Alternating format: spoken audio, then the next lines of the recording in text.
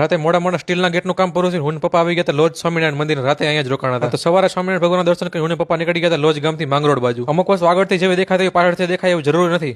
બાકી તમે સમજદાર છો. શું બિલ્લી બેન અહીંયા શું કરો? સાડી પહેરી નદીએ નાવા નથી જવું તમારે? क्या देख रहा है घूर घूर के? हाँ, क्या कभी इतना स्मार्ट बिल्ला नहीं देखा क्या तूने? તો ફાઇનલી આ સ્ટીલના ગેટનું 100% કામ પૂરું થઈ ગયું છે ને પેમેન્ટ પણ ડન થઈ ગયું છે. હું ને પપ્પા નીકળી ગયા માંગરોળનો બીચ જોવા. માંગરોળ ગામના દરિયા કાંઠે થયો પણ અહીંયા તો સમંદર મૂવી જેવી વાઇબ આવતી હતી. ઓલું ગીત તો તમે સાંભળ્યું જ હશે ને?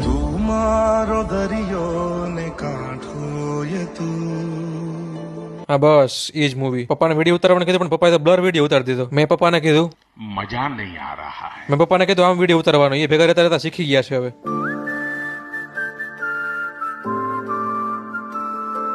તો માંગરોળના દરિયાથી નીકળી હું ને પપ્પા પહોંચી ગયા હતા પાછા લોજ સ્વામિનારાયણ મંદિર. કેમ કે બપોર થોડીક વાર આરામ કરી લે. કેમ કે માંગરોળમાં હજી એક કામ બાકી છે એટલે मेरे को जाना पड़ेगा. હજી એક ગેટનું કામ પૂરું થયું તો બીજા ગેટનું કામ જોવા પહોંચી ગયા અને પપ્પાને માપે લેવાઈ ગયું છે. મતલબ ગેટ બનાવવા માટે મેઝરમેન્ટની જરૂર પડે એની વાત કરું છું. રાતે મોડા પહોંચી ગયા કારખાને.